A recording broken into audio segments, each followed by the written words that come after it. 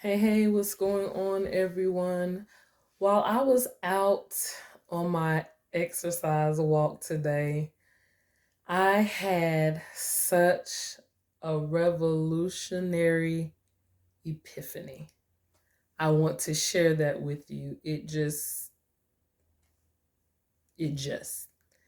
Before I talk about that, I want to read something, and I'm going to read something to you out of a segment in my book. And it says, Survivor's remorse was the emotional state of mind I could not put into words after Zinnia's death. It was also felt in the midst of several others who died after her. I am uncertain when I encountered the term or when it entered my life, but when it did, it positioned me to assign words to my mental and emotional state and finally process what was felt internally.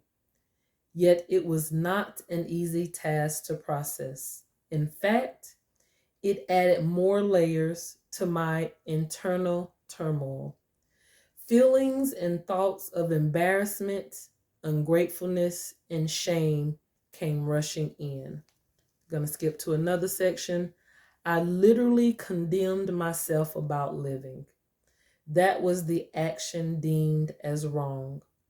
Even to this day, it still presents an internal cringe to reflect upon the condemnation placed upon myself.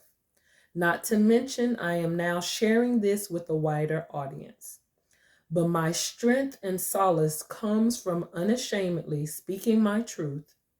Yet, even more pertinent is aiding others experiencing something similar without verbiage to place upon it. Survivor's remorse is real, and I encountered it again. In the past couple of days, I learned about the death of someone who's several years younger than me, married, and had children. I noticed my entire countenance, my entire thought process, and just my demeanor changed.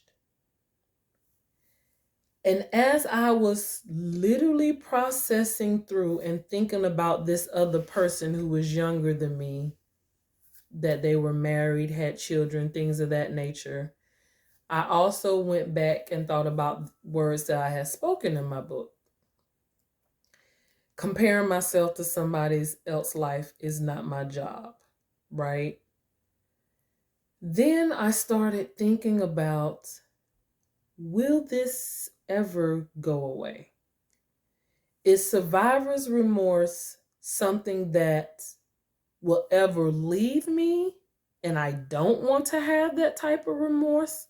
Or is it something that I actually just have to manage? Bing! Because previously, survivor's remorse had me down in the dumps. I was disheartened. I was crying uncontrollably. It was something I failed to manage. But today, I'm not in that state. I actually do manage survivor's remorse a lot better because I can remember the old Tamika who would feel that way anytime she heard of someone who died of a cancer diagnosis and she went through all of the why me, why am I still here, all of those things. And not the why me in a good way. It was the why me like the condemnation, the shame, the regret, all of those things, right?